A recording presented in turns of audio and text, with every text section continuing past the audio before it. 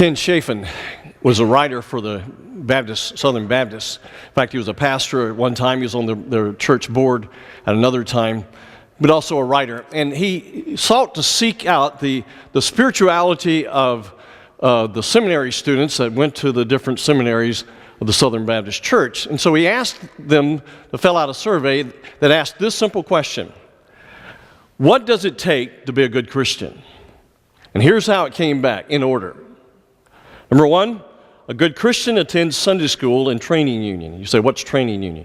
Training union was Sunday school at night, okay? When I went to church, grew up in this denomination, I went Sunday morning for Sunday school and then to church, and then came back for training union, and then stay for church. So that's what that means when you say, whoa, what's training union? Okay. Secondly, a good Christian goes to worship service, to the worship services of the church. 3, a good Christian goes to prayer meetings. That's Wednesday nights. A good Christian tithes and gives to the church. A good Christian wins someone else to Christ. Now, if you look at all of those, 4 out of 5 have to do with something you do, some ritual you go through. And so if all these things were true, then you could be a Christian for a couple of weeks and then cease to be a Christian, a good Christian, right? Again, it's more about what you did. When I grew up in this denomination, we had an envelope that we had to fill out that had different percentages at the bottom. And the first is you had to check off. Now, your goal is to get 100%, right? You want to be 100% Christian. So you got 20% if your body was there. And then the next was on time. That was marginal if you got there on time. If you were with a minute or two late, that worked. If you brought your Bible, you got 10%. Now, of course, the offering, they wanted you to give an offering. 30% if you read your lesson. Now, it took 5 minutes from us to go from my house to our church, Crestwood Baptist Church. I grew up in 18 years there. And so I did speed reading between the time I left the house, as I was sitting in the back of the car, and my dad was driving to church. I did the speed reading my lesson, so I could check that off. And then the last one, preaching. That doesn't mean you preach, but it means you're staying for preaching. I don't think they use this envelope anymore. But you understand how it is. It's so embedded in our society, and even in our Christian society, that it's about what we do. And that's not the point. We tend, as people, as believers, to kind of look around at people and say, you know, we compare ourselves. And it's kind of like and of course, if we compare ourselves with others, then if we're doing better than them, then we feel good about ourselves. We kind of live on this moral ladder. And we look down to the people on the rung below us. And if we're doing better than them, we feel good. We don't usually look at those above us on the rungs, but we'll look at those below us. And it's what I call spirituality by relativity. And that is, if I can compare myself with someone else, then I'm spiritual, if I'm better than them.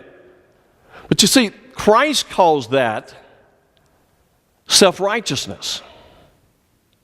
He says that Christ desires that we see God.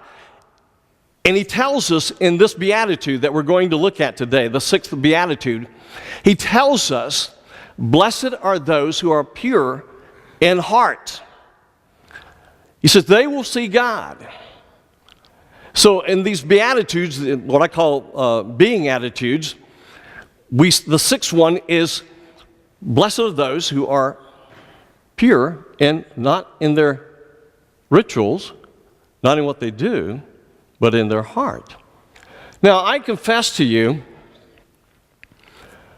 discussing the whole issue of seeing God and also being pure in heart can be somewhat intimidating, somewhat scary, because we wonder, what does it mean to see God? That sounds kind of woo out there. What's that mean? And then to say that the way to see, as he says here, the way to see God is through a pure heart, that's even more intimidating, because if we're honest with each other, we know the crud that's in our heart, right?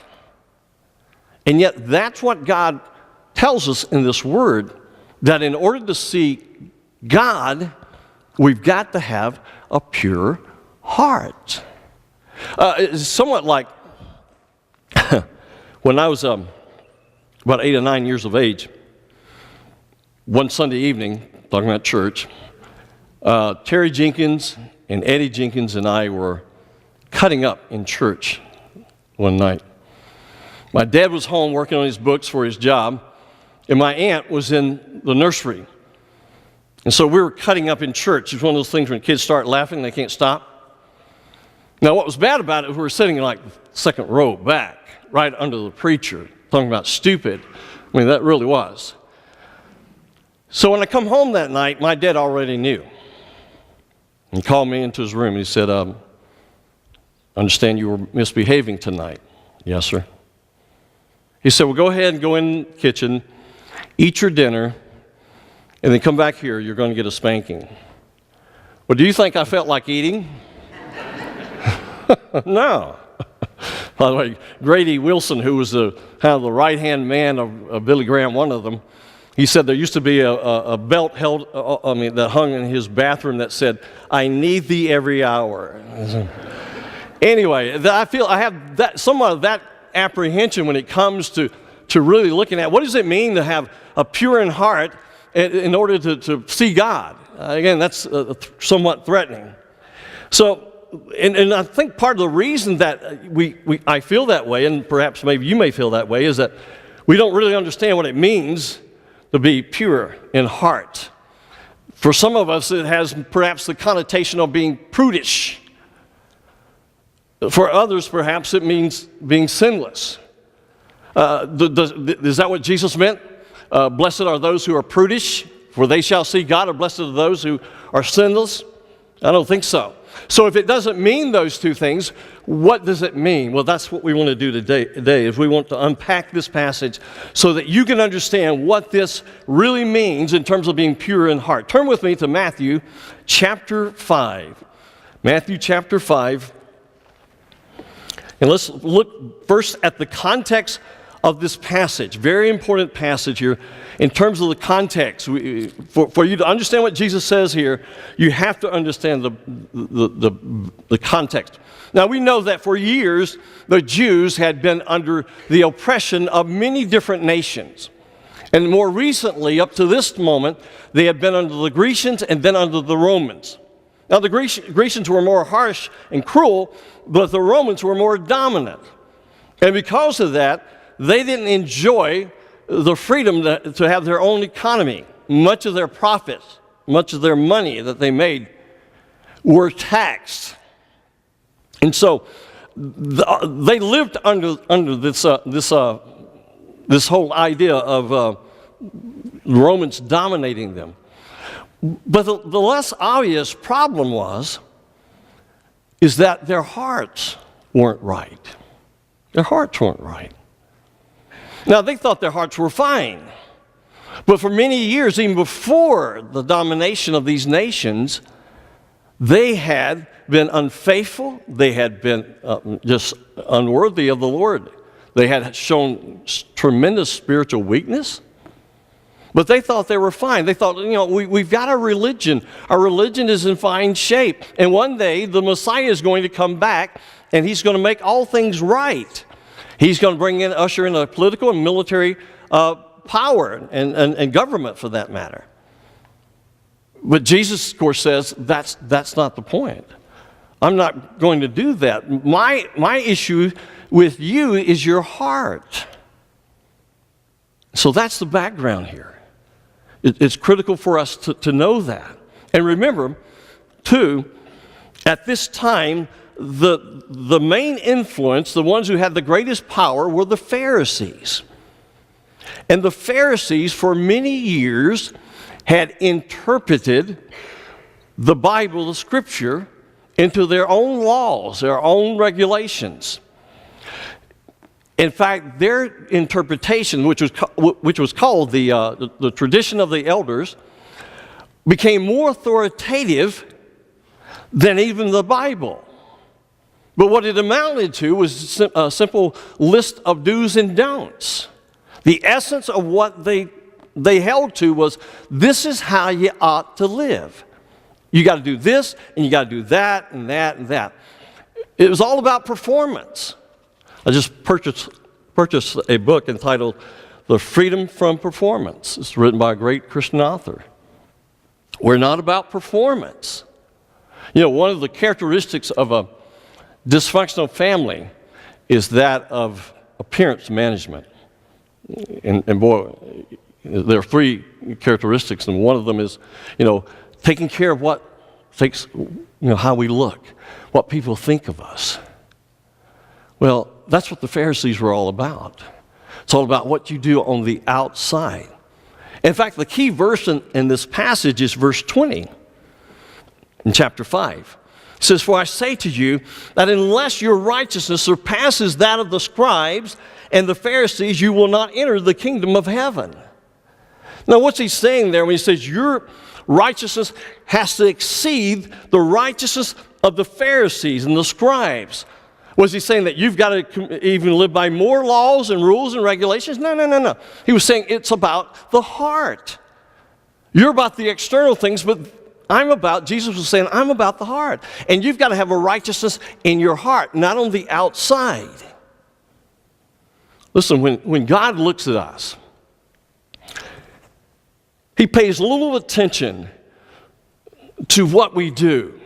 He does pay attention to what we do, but He pays a little attention to what we do compared to what He's concerned about in terms of our hearts. I mean, we spend a lot of time taking care of the external, don't we? We spend a lot of time, trying to get this body to look right, to look presentable, right? Debbie and I attended the recital of our granddaughter dance recital yesterday, and I was in the restroom trying to wash my hands. I was waiting in line, and this guy was in front of the counter, and he was done washing his hands, but and then he started to leave, and I started to step up, and he stepped back in again. And then he moved back this way, and I'm right over here. I'm trying to move in, and he steps back up again 3 times. I wanted to say, man, get over yourself. And we spend a lot of time trying to take care of this, don't we? I love what Abraham Lincoln once said. He said, when he was accused of being two-faced, he said, if I were two-faced, would I be wearing this one? When God sent Samuel to the house of Jesse, David's father, and said, I want you to go find the next one who will succeed King Saul, and all Palestinian men, young men, paraded in front of Samuel. And the first one he saw that looked so built, looked great, he said, whoo, this is the one. I got him, Jesus. I got the guy. I got the one. No, that's not the one. And he said, well, here's the next one. And you know the story. He says, Samuel, I'm not interested in the outside. I'm interested in the heart. There were, in Matthew 15, there's a story of the Pharisees who came all the way from Jerusalem. In fact, Pharisees and some other religious leaders came all the way from Jerusalem to Galilee to ask Jesus one question. They said, Jesus, we noticed that your disciples don't wash their hands before they eat. Now, they weren't with the health department. They weren't there to talk about hygiene. You see, to them, when you washed your hands before you ate, it had purification implications. It was a ritual. You see, they thought that, again, it was by what you did, is by your external action that enabled you to see God, and they just didn't get it. In fact, one Jewish rabbi was arrested by the Romans, and he was thrown into the dungeons at that time, the prison they had at that time, and they gave him 2 pieces of crust of bread, hard bread, and a cup of water. Instead of drinking the water, he used the water for purification, for a ritual, purification ritual. And then he said this, He would rather die than go against the traditions of their fathers. They just didn't get it. So you have to understand this as the background. If you don't understand all of this as the background, you won't understand how dynamic this statement was that Jesus said, "Blessed are the pure in heart." So what is the meaning pure in heart? I always want to go back and say poor in spirit, along with pure in heart. When it comes to speaking of being pure in heart, we need to understand what that word means. The word heart means in the New Testament. When Tony Bennett sang, "I left my heart in San Francisco," he was saying that he loved or he liked or he was attached to that city. That's not what the word heart means in the New Testament. It's used three different ways in the New Testament, at least. In Romans chapter 1, it's used of the mind. In Romans chapter 2, it's used of the will. And in Romans chapter 5, it's used of the emotion. So here's what I would say it is. The heart is the center of personality involving all three of these areas of the personality or of the person, the makeup, the psyche, if you will. Max Lucado says it better than I can say it. He referred to the heart as the totality of inner person, the seat of character, a freeway cloverleaf where all emotions and prejudices and wisdom converge. It is, watch this, it is a switch house that receives freight cars loaded with moods, emotions, and convictions and puts them on the right track. And watch this. He says the heart of the problem is the problem of the heart. It's a great statement. The heart of the problem is the problem of the heart. Say that with me. The heart of the problem is the problem of the heart. One more time. The heart of the problem is the problem of what? Let's say it this way. The heart of the problem is the problem of my heart. How about that? Right? See, we blame others for our grief. We blame others for our anger, for our indifference. But it's all about our heart. It's not about the circumstances. It's not about a broken down truck, as Reader would always say. It's not about what someone said to me or did to me or about what someone said about me or my circumstances or the respect I didn't get or the promotion I didn't get. Oh, on and on and on. One older sage said to me once, and some of you have heard this, he said, "Byram, circumstances don't determine attitudes, they only reveal them." That man, who was an elder in my home church, was saying, listen, it's not about our circumstances. It's about how we respond to those circumstances. The circumstances are they're like that, they're the surgical tool that reaches down and brings out what's in our heart. It's like that bucket that we drop into a well, and whatever's in that well will come up in the bucket, right? If it's sand, sand will come up in the bucket. If it's bitter water will come up in the bucket. If it's pure water will come up in the bucket. You see, our circumstances only reveal what's in our heart. Billy Graham said it this way. He says, we're suffering from only one disease in the world. Our basic problem is not a race problem. Our basic problem is not a poverty problem. Our basic problem is not a war problem. Our basic problem is a heart problem. In Matthew chapter 15, one I referenced earlier, Jesus said, but the things that proceed out of the mouth come from the heart, and those defile the man.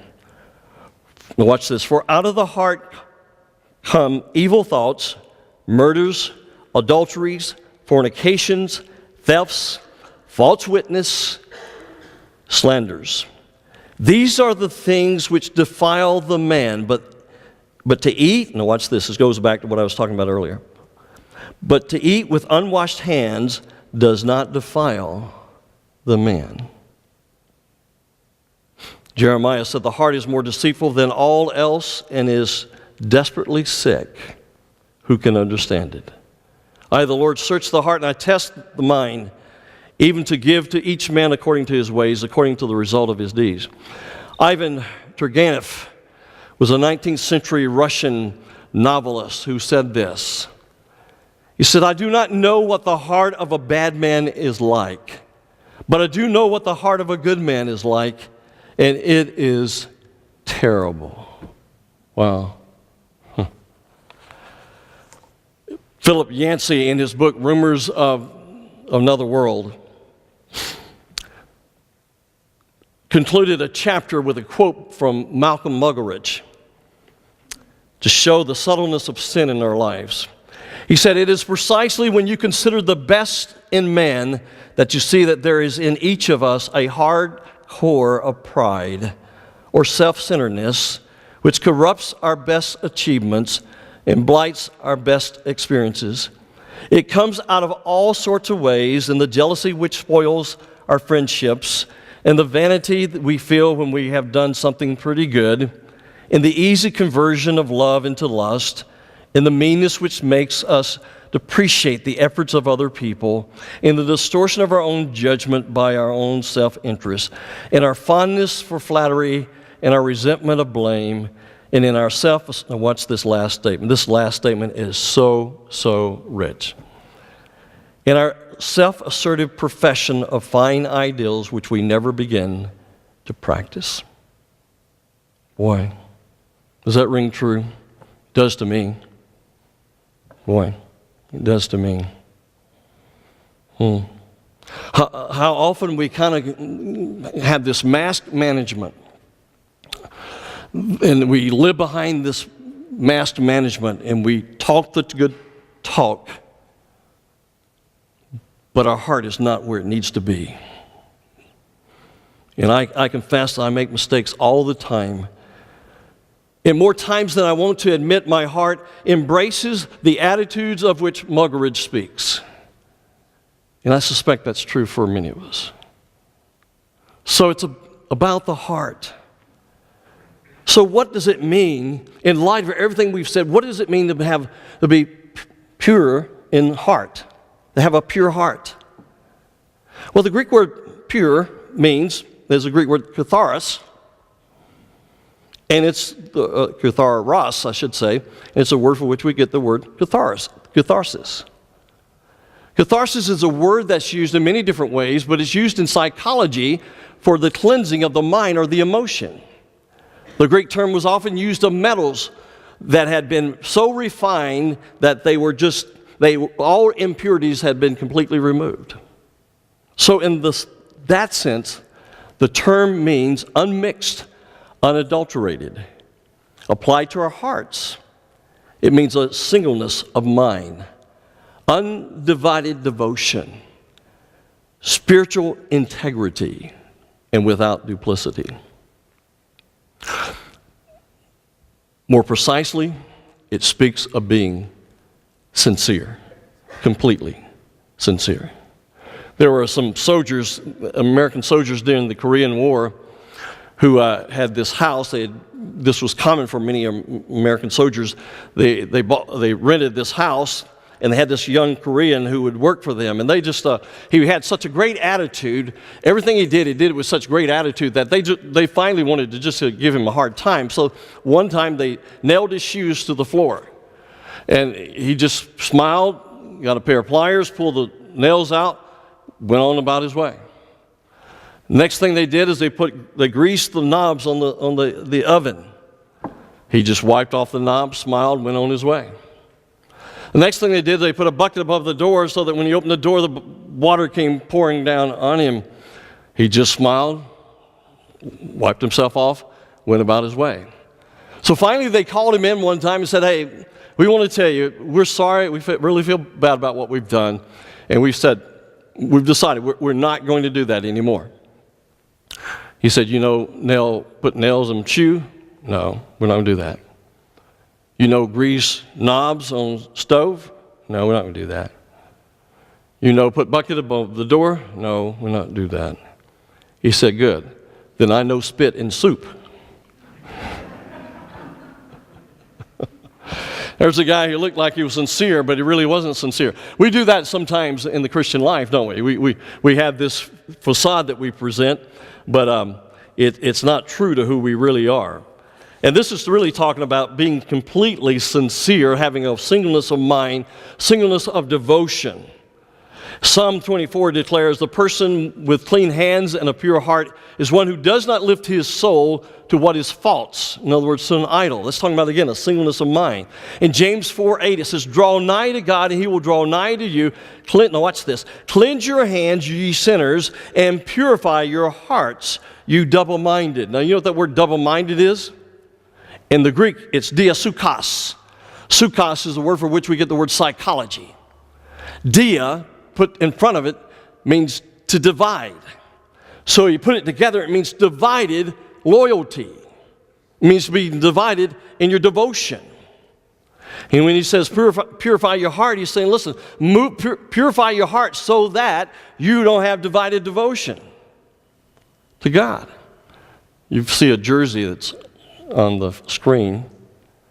Now, a fan, and I think that jersey, I know the right's on is Ohio State. One on the left, I think, is Notre Dame. Now, a fan can sit in the stands and wear that jersey, right? But someone on the field can't wear that jersey, right? I mean, what would happen if some guy came running out on the field, said, okay, I'm ready to play. And they said, we don't want you. You go over there. He said, no. Then, of course, they would say, no, we don't want you over here. Go over there. Go back over there. He said, well, I want to play for both teams. Well, you can't do that. That's the idea that he's talking about when it says purify your heart and having a pure heart.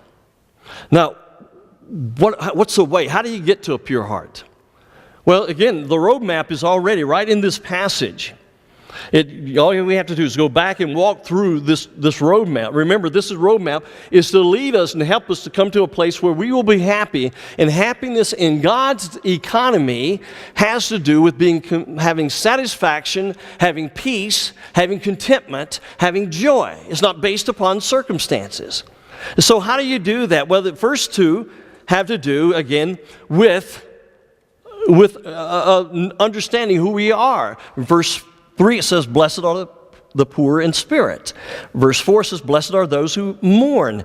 Those are coupled together, and those are so foundational, so vital for us to understand what they mean.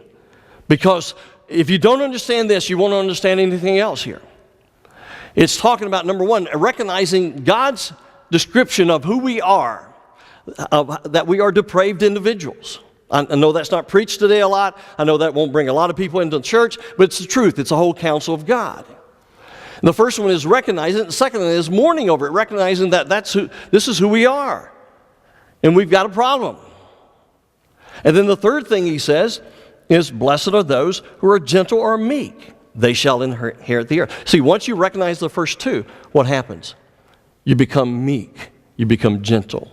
There's no room for pride, no room for arrogance. And then verse 6 says, blessed are those who hunger and thirst after righteousness. When you recognize the first two and you're meek, you become humble. The next thing you want to do is you want to seek after all the righteousness of Christ. You want to become like Christ. You realize, hey, there's a problem here, and God's got to do a work in my life. He's got to rewire the circuit. And then he says, blessed are the merciful, for they shall receive mercy. Now, why does he say that? He's saying after you realize all these things, what's going to happen in your life? You're going to realize that that you have been the recipient of this unbelievable mercy, grace. And because of that, what's the next thing you do? Blessed are the pure in heart, the pure in heart, for they shall see God. So you get the progression. You walk through the progression, and you come to this place where you realize, I need a heart that's purified. I need God to do a work in my life. Offensive linemen, you know who offensive linemen are? They're the guys, the big uglies, the guys who block for the quarterback and the halfback and running back, whoever. Well, they're often told, even though they're 300 pounds, 6'5", 6'6", they're often told to stay low. Why are they told to stay low? They're told to stay low because the defensive linemen, who usually are a bit more athletic and sometimes smaller, and quicker, they'll go between you or they'll go under you if they have to get around you. So the offensive linemen are told to stay low. Well, it doesn't matter what kind of degree we have behind our name. It doesn't matter who knows who we are. It doesn't matter how gifted we are. If we do not recognize that we have to stay low, then we're in trouble. That's the point. That this whole passage just bleeds with humility. It just bleeds with it. Because it's so easy for us to sometimes kind of think about how good we are and how we're doing. But this says you have to recognize that it all comes from Christ. Now, what's the result of that? The result, well, the first thing he says is that for they alone will see God. Those who are, again, have a purified heart will see God. Now, the promise at this time was clearly understood by the Jews. We don't understand it today when it says, you shall see God. But that was an idiom that was had the idea of you seeing a king or seeing someone who's in high authority. And when they spoke of seeing the king, in other words, they would say, the king will now see you. You will see the king. That meant that you were going to receive all the blessings and the favor of the king. That's the idea behind all of this.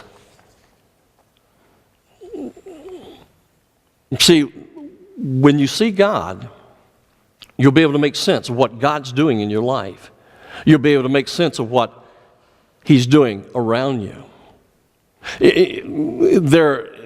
In this room and in every room you're in, there are these invisible electronic waves just flying back and forth everywhere. And you don't see them. They're invisible to your eye. The way you see them is either turn your phone on, or better yet, turn your high-definition television on. And your television enables you to make sense to the invisible that's flying around. When you posture yourself, position yourself, when you stay low, as this passage is talking about, when you recognize your condition, recognize the mercy you've received, when you hunger after His righteousness, and then you purify your heart, then you begin to receive and understand what God's doing in your life more clearly and with greater comprehension. That's really the idea that's in this passage. It's really a simple idea, is to stay low. Stay low. James said, humble yourself under the mighty hand of God, that what? That He might exalt you in due time.